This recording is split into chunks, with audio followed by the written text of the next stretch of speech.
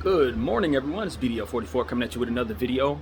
So, Game 6 is ahead. We are very much all really just waiting to see how the Phoenix Suns respond to basically losing a game that they couldn't afford to lose in a fashion that just is a little heart wrenching, heart taking. You know, when you miss free throws down the stretch, you get the ball stolen from you, you miss key shots or what have you. When you have situations where things within your control keep you from winning the game, especially a game as important as Game 5 when you've just lost two on the road, it's kind of hard to see you bouncing back. It's hard. I've seen it done before, but I'm not gonna lie to you. It's been a very long time since then, and you know the last time we saw something like this, I don't want to say that it was Lakers Celtics, but for me, looking back on a scenario that I remember a team coming back from a 2-3 deficit and winning a championship, it was that. It was my Lakers versus the Boston Celtics. Now, my mind doesn't really have all the information from this series since then, to be honest with you, whether or not someone has come back. Maybe one of them Cleveland Golden State teams was down 3-2 and came back. I don't remember. But it doesn't happen very often. When it did happen, a lot of things had to work out for the Lakers in order for that to take place. First of all, we got big games out of people we didn't expect to get big games out of. In Game 6 and Game 7, we had huge games out of Ron Artest, Metta World Peace. We had an unsung hero. And to be honest with you, for those who remember, Kobe didn't play well in that series. For his standards, he didn't play well. Now, I'm sure he walked out of there with Finals MVP, but it was Metta World Peace that ultimately was the catalyst for both Game 6 and Game 7. Another thing that fell into place for the Lakers, one of our very favorite analysts these days, Kendrick Perkins, did not play in Game 7. He was a huge catalyst for the rebounding and the size difference that the Boston Celtics provided. They had to slip KG into the center spot. That put him in a position to where he had to deal with Pau Gasol by himself. 50-50 balls, rebounds, and things like that were much harder for the Boston Celtics to come by in Game 7, and we won that game by a slim margin in a defensive game with a low score. I said all that to say, the only reason why we were able to come back and win the championship is because things fell in our favor that were outside of our control. Something like that needs to happen for the Phoenix Suns in order for them to win this series. That's what I'm here to say. They need somebody to go down. Don't have to go down in injury, but a foul trouble early for somebody like Giannis Antetokounmpo or Chris Middleton or both would be very, very helpful. They need somebody on their team who they're not expecting to go absolutely off. If they can get a big game out of Cam Payne, another 30-point no turnover game from a guy like Cam Payne could be great. A huge game a career game out of a guy like Cam Johnson from behind the arc could really be helpful. If a guy like Cam Johnson could, within the flow of the game, give you more than usual. Markel, gosh, I can't get nobody's name right. Mikal Bridges, going off, having a huge game, doing all the little things more so than usual is what they need. They need something like that. But I think more than anything else, they need to find ways of defending the Milwaukee Bucks. That's where they're having trouble.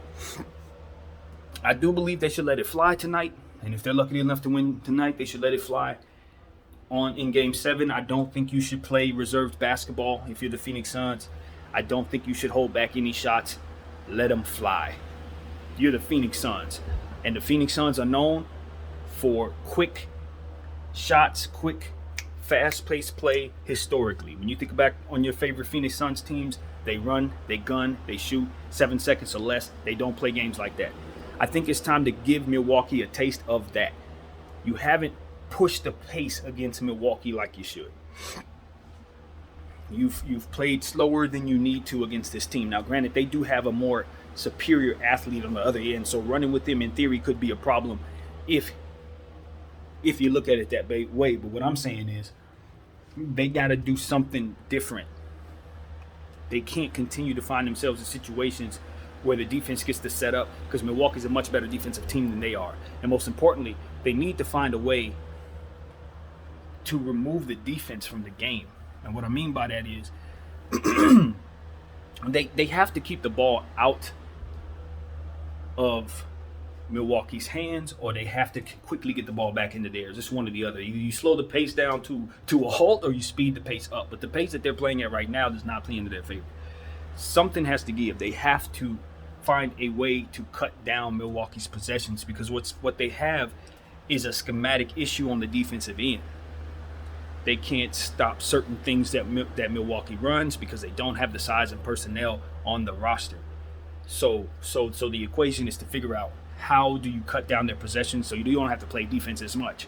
How do you cut down those opportunities to be switched out and ultimately have those bad matchup situations that get taken advantage of? I don't know the answer to that, but that is the equation. You got to figure out how to keep the ball out of Milwaukee's hands. This ain't football. It's kind of hard to do that. You can't just run the ball. But that's really what it comes down to. When you can't defend somebody, you got to remove opportunities to be forced to. Now, in my mind, as I think about that equation and how best to handle that, the only thing that I can really think of, honestly, is hack a Giannis, man. Hack a Tecumpo. Because, again, you want to remove opportunities for you to be forced to defend them as much as possible because you suck at doing it. So you take them out their offense. You use your timeouts more so than you probably should. You definitely keep hacking the hell out of this guy. Send him to the line as much as possible. Make him do the little 13 count. That not only takes your team out of rhythm, but it should take his team out of rhythm. Usually when that happens, when the ball is running through Giannis, Milwaukee has issues with their ball movement. They have issues getting guys like Jrue Holiday and Middleton consistent looks. They have issues getting the best out of everybody when everything's run through Giannis. So another aspect of the equation for the Phoenix Suns is, how do you initiate that? How do you remove everyone else from the game, leaving Milwaukee with nothing but Giannis to run their offense through? Yeah, that makes a lot of sense to me.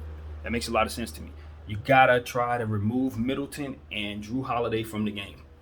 You lock them up, you throw walls at them, you throw everything you can at them, because what I'm thinking is, you could try to guard Giannis. I remember at the beginning of the series, I said they need to put Ayton on Giannis. They put Ayton on Giannis. It ain't work.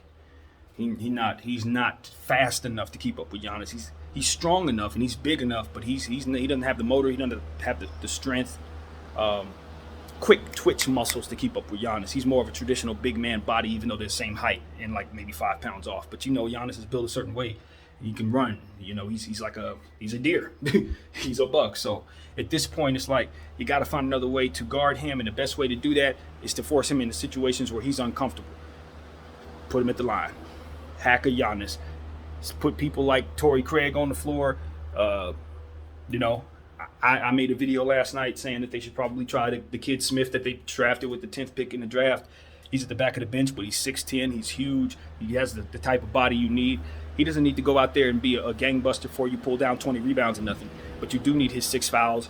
You do need his size. You do need his boxing out. I would call his number tonight. I would pick that kid off the back of the bench to see if he has anything. When somebody's drafted 10th in the draft, that doesn't necessarily mean that you didn't overreach for him. Maybe you got it wrong. Maybe you realize you got it wrong. Maybe you should have been drafted this late in the second round. Who knows? These type of things can happen just because a guy's drafted high. But in my mind, if you drafted him that high, somebody in that front office believed he was really, really good. And most of the league believed that he was at least good enough to go in the first round if he found his way out in the 10th. What I'm saying to you is, whoever this guy is, he should at least be able to load him up for one game and give you 6 fouls if he was picked with the 10th pick in the draft. I feel the same way about your best kid in college right now. The best power forward in college right now can come into this game and at least give you an adequate body to throw at the Milwaukee Bucks. So as far as I'm concerned, even if the kid's not very good, he's a better look than Frank Kaminsky, because at least he's not going to be a defensive liability out there in theory based on what it is you need and based on what it is that he is physically. So I really think they should call his number and see what happens. I ain't saying you start him, I'm just saying you throw him out there and see if it works. If it ain't working, you pull him right back out and get right back to what you were doing. But you do need that big body out there. So I think that would be he would be a good guy to be drawing these fouls against Giannis. That's what I'm saying to you. You put him out there and you tell him to bump Giannis. You send him to the line. What I saw in Game 5, down the stretch of the game, honestly, just mental mistakes. Same thing that I saw down the stretch of Game 4 for the Phoenix Suns. Just a lot of mental mistakes. This is one of those things where I'm referring to tendencies to figure out how I want to predict this game tonight. Because I said Milwaukee's going to win, and I still believe that, and this is why. Just because these teams have been playing close games for most of these finals, if not all of these finals, the reality is that one team closes better than the other. One team handles themselves better down the stretch than the other team. And even though you can expect to see another close game, I also expect to see that trend continue because I think that is real. I don't care how many close games two teams play. If one team is significantly better at playing close games than the other, the team that does is going to win every game. They're going to win them all. It's going to result in the same thing. I don't care if they all tied with 1 minute to go. That other team is going to make the right play, get the 50-50 balls, make the free throws, not turn the ball over as to where the other team will. And that is what we're seeing here. I expect the more of the same. If the Phoenix Suns come down to a last-second possession, I expect the Milwaukee Bucks to win the game because that is the way the trend has been going. Milwaukee just closes better. They're better coached. They're better coached. Monty Williams has not pressed the right buttons in this series. We all know that. Now, Monty has had to deal with a lot, and so has Budenholzer, with not knowing whether Giannis was going to be playing to start the series. But quite frankly, we've seen better matchup exploits out of Budenholzer. We've seen better team play out of Budenholzer. We've ultimately seen just a team that's more prepared, and that's really what it is. So, Phoenix is a good team, obviously. Can they play well and win a game in this series? I don't think so. I think it's over. I think it's over unless they find something special out of somebody else. And like I said, they need some things to fall into place. Put Giannis at the line as much as possible. For God's sakes, box out Pat Connaughton. If he has more than 8 rebounds tonight, they're going to win the championship for sure. And things like that. Middleton is a force that they can't seem to guard either. So I'm looking at these youngsters, man. And it's tough because it's the finals. But I'm looking at guys like Cam Johnson, Mikal Bridges. I'm looking at guys like Torrey Craig. And, of course, the vet, Jay Crowder. Y'all got to take it upon yourselves to have some heart like none before. You got to display a certain level of urgency like none before. I know that the 2 out of those 3 players are very young. But I can assure you, I've seen this before. Sometimes guys get to the finals early in their careers and they never get there again, bro. They never get there again. We have seen this before. Or a guy will win a bunch of championships early on and then he'll never get back to the promised land ever again.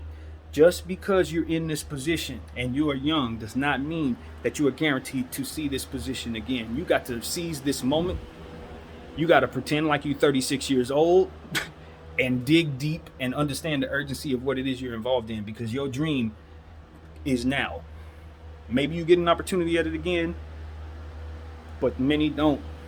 Many don't. Look at Chris Paul. He's been in this league a superstar his whole career. This is the first opportunity he's gotten, and it probably will be his last. You got to look at it the same way if you're on that team, on his team. You can't assume. And I think it's wise not to, given the lay of the land. It's just wise not to think that you're coming back next year. You got to give it your all tonight. So, I'll be looking for body language. I don't think Phoenix should be holding their head. This is why I don't think Phoenix should hold their head despite me believing they're going to lose. I don't think they should hold their head because they've overcome a lot all year long. And just because a team is better than them doesn't mean that a good team can't win that night. You understand what I'm saying? Just because we're going up against a Goliath doesn't mean I can't have his number that night. And that's what I'm looking at it as the Phoenix Suns. If I'm the Phoenix Suns, I'm on that team. I'm like, we just need to get their number tonight. Because if we force them back into a Game 7 back in our building, that momentum is ours. We just need to win this world game tonight. So send Giannis to the line. Play sound basketball. Don't turn the ball over. Do a much better job of feeling what's going on out there, Monty Williams. Don't leave guys out there to fail. Call a timeout. Switch stuff up immediately. That is very important, Monty. Please call your timeouts, man. This is your opportunity to get a championship. Do not let mental mistakes keep you from your best opportunity, because that's what I'm seeing out there. Just stuff where you're just not quite in control of your basketball team. And they need leadership right now, because nobody aside from Jay Crowder has ever been here before. So they need their coach to have a feel for the game tonight. If Monty Williams has a real feel for the game tonight, I think that'll help their cause quite a bit. He's going to have to do things better. So, yeah, no more funny lineups out there. Don't remove Booker and Ayton from the floor at all, let alone at the same time. Just don't keep them out there if you can. And that's what I got, man. And Booker, Ayton, you gotta rebound tonight, man. You gotta rebound and score tonight. I know he's probably tired. He doesn't have a lot of rest. He doesn't have an adequate backup to give him a breather, all of that. But you gotta dig deep, man, and get about 20 boards tonight. you got to board the ball, and if he can have him a big rebounding game tonight, that'll help his cause. But the 10 rebounds, 11 rebounds, a good night ain't gonna cut it. You got to be extraordinary tonight. You got to be. So I'll leave it at that, man. My name is BDF44. I hope you guys enjoy Game 6. I'm out.